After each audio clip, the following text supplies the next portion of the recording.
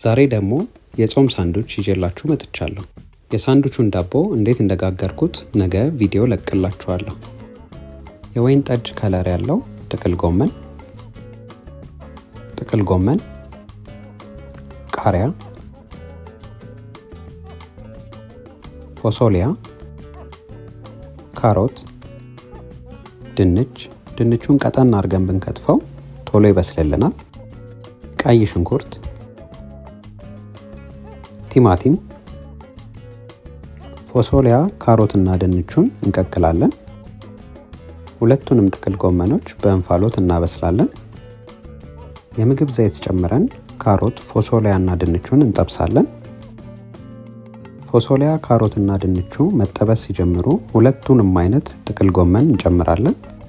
የተፈጨ ነጭ ሽንኩርት እንጨምራለን። ቀይ ሽንኩርት፣ ሶይ ሶስ። አሁን ቅመም እንጨምራለን።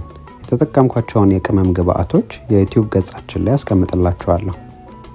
ቲማቲም፣ ቃሪያ። አሁን የማባያ ስልሳችንን እንሰራለን። ሶይ ሶስ፣ ኬቻፕ፣ ፓፕሪካ፣ የነጭ ሽንኩርት ዱቄት፣ ዳጣ፣ ቆንዶ በርበሬ። እናንተ ዳጣ ከሌላችሁ ቃሪያ ከትፋችሁ መጠቀም ትችላላችሁ። ዳቦውን ለ2 ሰንጥቀን ኦቨን ውስጥ ትንሽ እንጠብሰዋለን። ካልሆነ መጥበሻ መጠቀም ትችላላችሁ። ቅድም የሰራነውን ስልስ እንቀባለን። የጠበስነውን አትክልት እንጨምራለን። የድንች ጥብስ እንጨምራለን። የዚህ ድንች ጥብስ አሰራር ቪዲዮ ፕሮፋይል ላይ ይገኛል። አሁን ሳንዱቻችን ዝግጁ ሆነ ማለት ነው። ሌላ እንድሰራላችሁ የምትፈልጉት ቪዲዮ ካለ አስተያየት መስጫው ላይ ጻፉልኝ።